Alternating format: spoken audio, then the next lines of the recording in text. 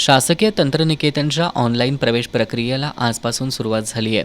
या प्रक्रियेत जिल्ह्यातील 38 तंत्रनिकेतनमधील 6,000 जागांसाठी आजपासून 16 जूनपर्यंत ऑनलाईन अर्ज दाखल करता येणार आहेत. याच दरम्यान कागदपत्रांची पडताळणी आणि अर्ज निश्चित होणार आहेत. 18 जून रोजी तात्पुरती गुणवत्ता यादी जाहीर करण्यात येईल. 19 ते 21 जून दरम्यान प्रवेश अर्जांसंदर्भात तक्रारी आणि हरकती नोंदवता येणार आहेत. यानंतर 23 जून रोजी अंतिम गुणवत्ता यादी प्रसिद्ध होऊन प्रवेश फेऱ्या सुरू होतील.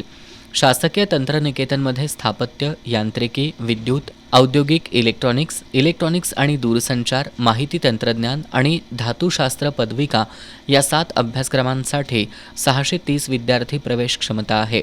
प्रथम वर्ष पदविका प्रवेश प्रक्रियेसाठीचे जिल्हा नोडल ऑफिसर प्राचार्य डॉक्टर नितीन सोनजे यांनी ही माहिती दिली आहे. महाराष्ट्रातल्या सर्वच तंत्रनिकेतनची प्रवेश प्रक्रिया ही आजपासून सुरू झालेली आहे. 16 जूनपर्यंत सगळ्या विद्यार्थ्यांनी त्याच्यासाठी अर्ज करायचे आहेत. याच्यासाठी 10वी पास झालेले सर्व विद्यार्थी पात्र असतील. यासाठी संपूर्ण महाराष्ट्राचा जर विचार केला तर जवळपास 90,000 जागा आहेत.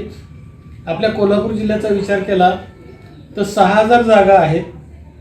कोल्हापूर जिल्ह्यामध्ये एकूण 20 तंत्रनिकेतन आहेत. त्यापैकी शासकीय तंत्रनिकेतन कोल्हापूर ही शासकीय संस्था आहे. शासकीय अनुदानित संस्था ही गारगोटीला एक आहे आणि उर्वरित 18 ह्या खाजगी संस्था आहेत. याच्यासाठी आत्ता विद्यार्थ्यांनी फक्त आपला इंटरेस्ट म्हणून अर्ज भरायचा आहे. त्याच्यानंतर या सगळ्या विद्यार्थ्यांच्या अर्ज आल्यानंतर 18 जूनला मेरिट लिस्ट लागेल.